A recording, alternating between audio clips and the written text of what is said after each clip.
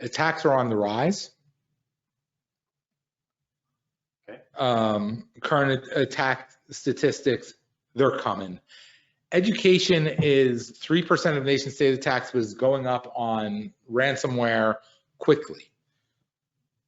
And the top 10 ransomware targets in 2021, note that financial services are number 10.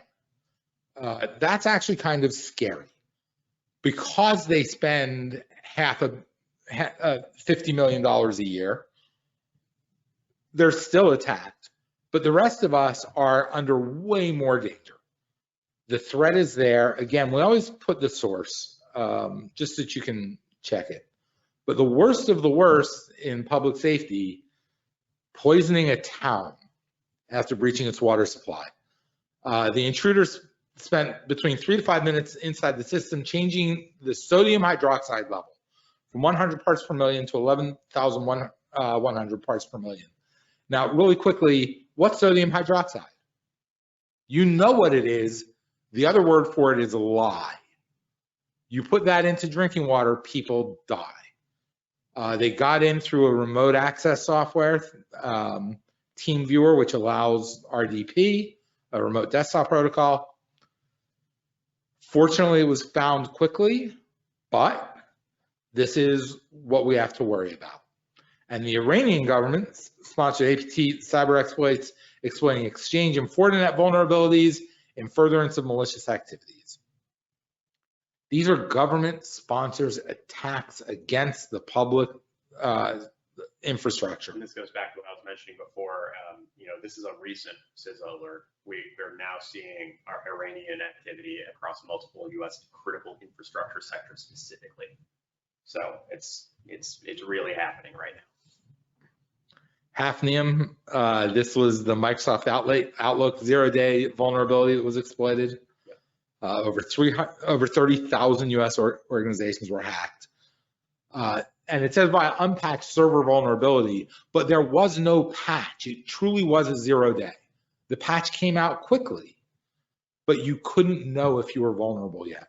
Yep. It was a 0-day attack. The same day that it came out, it was attacked. So next poll. What is the most targeted country for cyber attacks? The poll is now open. Go ahead and vote.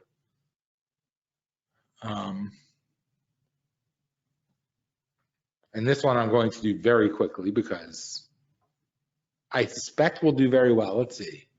In fact, 100% of voters voted for the US, which is correct. And I'm back out. This is a very weird bug, and I apologize for it. Yeah, it's tied to the polls for some reason. Clearly tied to the polls. I think I know why. So let's talk very quickly about the Colonial pipeline ransomware attack. We all saw the effects of this. There were gas lines. If you lived in DC, gas went up to $5 a gallon if you could find it.